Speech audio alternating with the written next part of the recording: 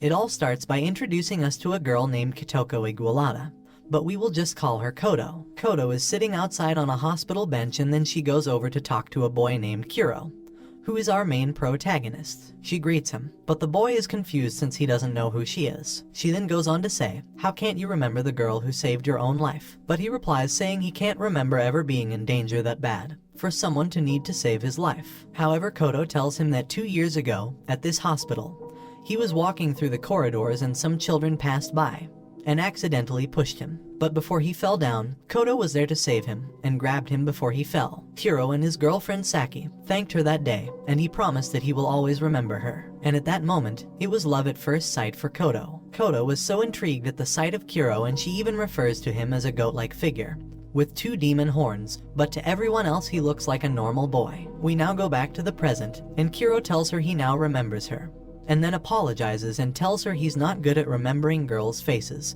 especially as she's wearing a new hat. She then sits down beside him and reintroduces herself to make sure he will never forget her ever again. Kodo then proposes that they should start dating because she knew his relationship with his ex-girlfriend Saki had ended, and he was single, but she wants him to tell her the reason why they broke up. And that's when he tells her that one night while they were both walking past a river, a monster appeared, so he ran away leaving only his girlfriend, and this is the reason they broke up. But Kodo tells him this is a lie, and what really happened was the monster was actually the one who was afraid of Kuro, and his girlfriend was also now scared of him because she saw how frightened the monster was of Kuro, and it made her question who he really was. Kodo then goes on to explain that all the monsters know his true identity and find him terrifying from everyone else. So then Kuro asks Kodo who she really was, then she tells him she's the goddess of wisdom for all mythical creatures, monsters and spirits known as yokai. But Kuro doesn't believe her, so she convinces him by telling him to find the newspapers from 6 years ago, which tells the story of a girl who went missing but was later found without an eye and a leg. Kodo then leaves and gets on the bus to go home, and this is when she is visited by one of the spirit creatures who asks her for help and explains that there is a demon monster lurking in the library.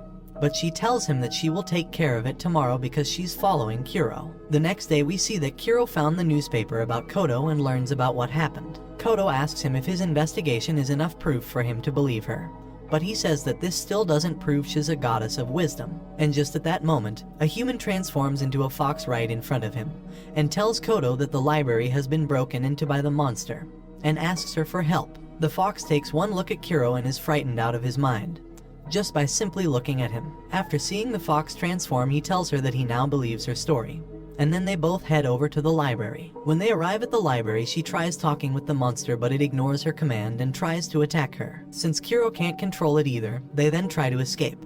But after running for a while, he turns around and stands in front of the monster, and it ate his whole arm. Kodo gets scared, but we see that Kuro is immortal and has body regeneration, and the monster dies after eating Kuro's flesh. Kodo is shocked by this and starts asking Kuro to reveal who he really is. And then Kuro says, "You can just ask your mythical creatures who I am." He also tells her that when he was younger he ate 2 kinds of demon meat, which gave him immortal powers. The next day, Kuro goes to visit his cousin at the hospital, and there he sees Kodo. They talk about what happened in the library yesterday, and she asked him about his arm.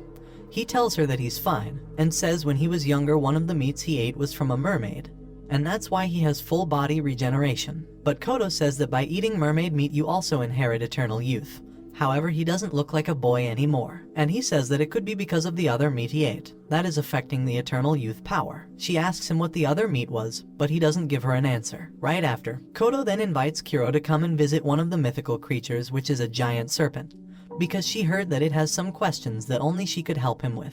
But Kuro rejects going with her and tells her that he has better things to do, so she goes alone to talk with the giant serpent. The snake tells her that all the humans are forgetting about him as he hasn't received any prayers from humans in many years, and that humans no longer look up to him as a god of water. After that, he notices that Kodo is upset, so the snake asks her what's wrong, and Kodo replies that she was upset because her boyfriend Kuro didn't accompany her. She apologizes and asks the snake why he wanted her help, and this is when it tells her that a few days ago a woman threw a corpse into the lake. The woman in question is called Tanio, and the corpse was identified as a man called Yoshihara Hiru, who was Tanio's ex-boyfriend's boss. Tanio was later arrested and testified to the police that she threw the corpse into the lake because she heard about the snake that likes to eat humans and she gave it as an offering. But that was actually a lie, because the snake watched her throw it into the lake and when she threw it in, she whispered saying, "I really hope someone finds you." He also noticed that she never attached anything heavy to the body to weigh it down, so she definitely wanted it to be found. And that's why he's asking Kodo for help, as he wants an explanation from the goddess of wisdom. She tries helping the snake by giving him several explanations as to why this occurred.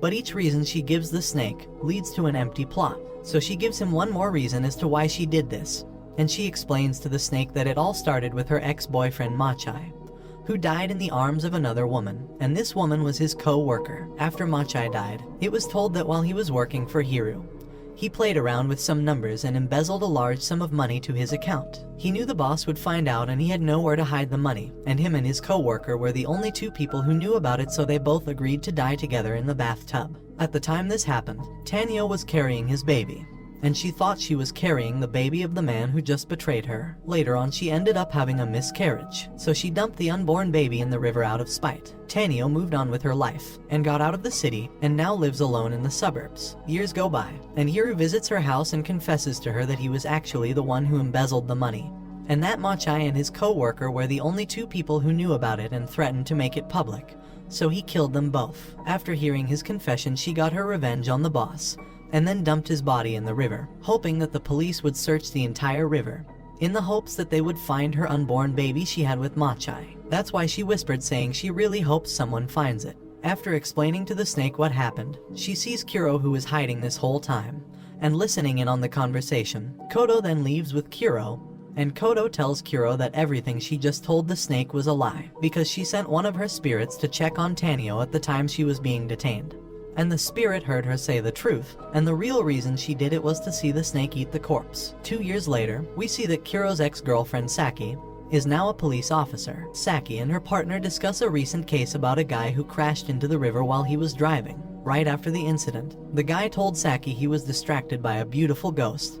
He describes her as a faceless lady with 2 big eyes, but in the police report, she wrote down that it was a puppy in the road which caused him to crash into the river. Her partner argues with her and says it's best to use the right description, but Saki told him they shouldn't mention the word ghost in their reports as it will only cause problems. Saki told her partner that this was the work of a ghost called the Steel Lady, to which he replies saying he's heard many similar cases of the Steel Lady, but still can't bring himself to believe that ghosts are actually real. Before her partner leaves, she tells him that these spirits and yokai do exist in their world, and that her own ex-boyfriend Kuro was also like these monsters, but in a human form, and that's why she broke up with him. She then starts to investigate where the incident took place, and there she meets Kodo, who happens to fall on top of her. Kodo was facing off with the Steel Lady, and this is when Saki has had enough of hearing from the Steel Lady, and wanted to defeat her right now. So she runs up to her and tries to fight the lady, but her arm went straight through her body. The Steel Lady then threw a metal beam at her and knocked her down. Kodo helps her and makes contact with the Steel Lady, and shortly after the ghost ran away. Saki asks Kodo why she was able to hit the ghost but she wasn't, and then she goes on to explain that she's not like other humans. Kodo explains to Saki that she needs to forget about everything that just happened and not to get the police involved as it will cause many problems.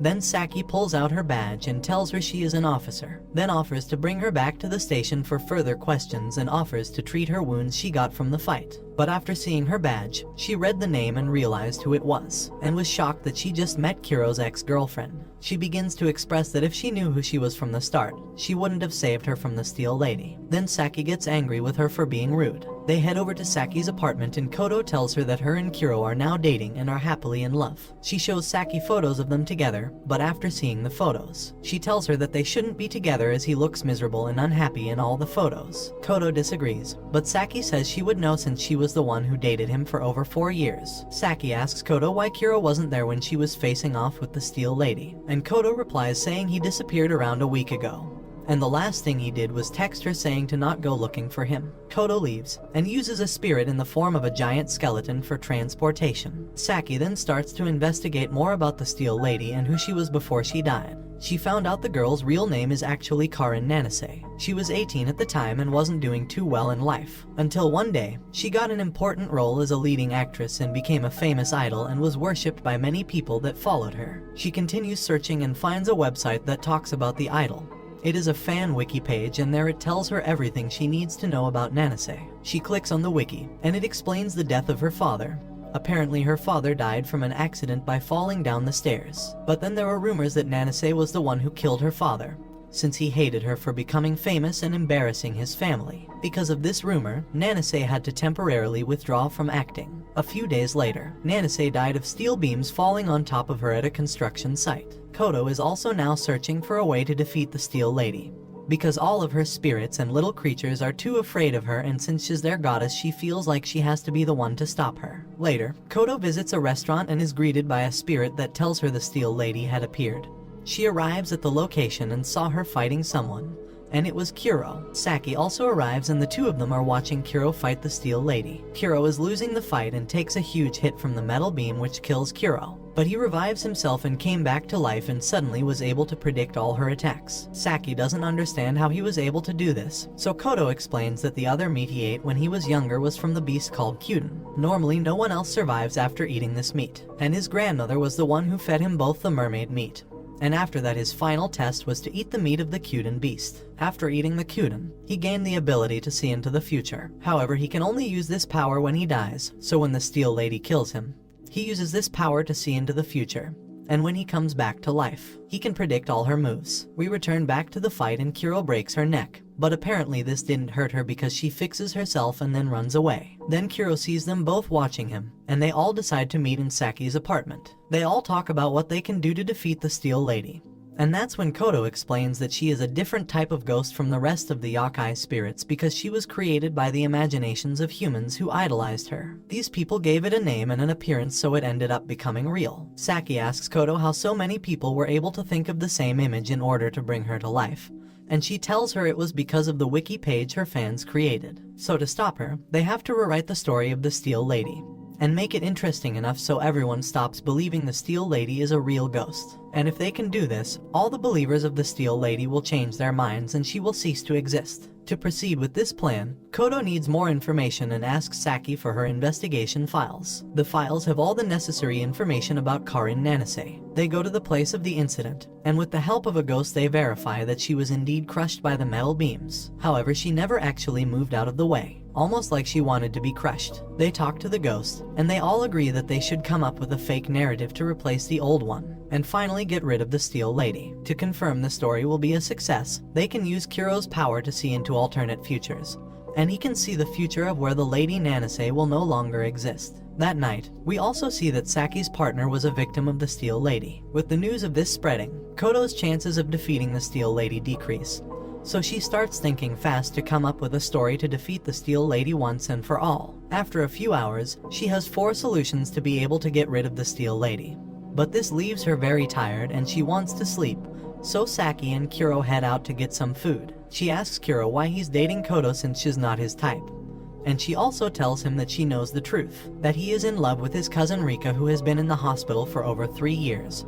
And this is who Kuro regularly visits. They go to meet his cousin, but when they meet her, Saki was frightened just like the time she broke up with Kuro. Kuro explains to Saki that even though she's sick, she won't die because she has the same powers as him, and she also ate both of the demon meats. After Kodo wakes up, she talks with Saki, who asks her if she knew about Rika having the same power as Kuro. She tells Saki that she knew about this and they start piecing together who she really is. Kodo explains that after they discharged her from the hospital, she stayed with them for a few weeks. At first they didn't get along, but over time they became friends. While she was staying there, she noticed that Rika was always on the computer and also liked to create art. But one day, she suddenly left. She never realized up until now that she was the one who created the page of the Steel Lady, as she has the same painting style as the image shown on the wiki. But Kodo could never imagine that she was the one behind this. She then realized that Kuro already knew about Rika being the creator of the Steel Lady, and that's why he was gone for over a week, because he went out to go find her, and that's why he told Kodo not to go looking for him. This is why it's been so hard to defeat the Steel Lady,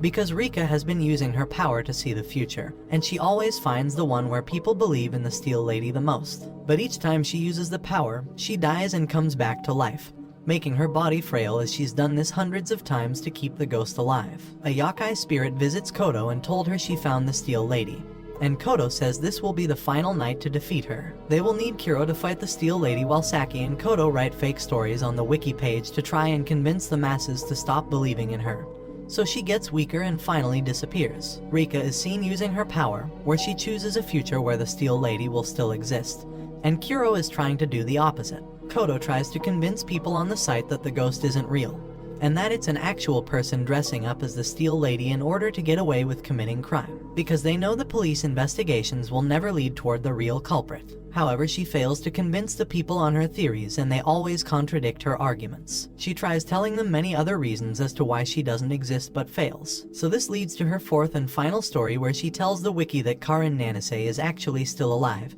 and she wanted to find a way to get out of the spotlight due to all of the rumors about her killing her father, which led to her being abandoned by the rest of her family and her sister, and she wanted a fresh start. She does this by finding a look-alike of herself, and when she met her, they started talking and became friends. One day, she asked her for a favor, which was to become a decoy and help her direct the paparazzi away from the location. She agrees to help Nanase and begins to dye her hair and wear Nanase's clothes. She tells her to run into the construction site and she will meet her there later. She then hit her unconscious, and right after crushed her face with the steel beam so she couldn't be fully identified. This way Nanase could pretend to be her instead and live a normal life. But some of the users start asking what was the point of Steel Lady Nanase if the real Nanase was actually alive. And then other users point out that the real Nanase might be the one who created her and made the wiki herself in order to make the world believe she was really dead. Thanks to this, everyone started to believe that Nanase was actually still alive, and she created the website herself in order to hide the fact that she was alive, and this is when Kuro finally defeats the ghost,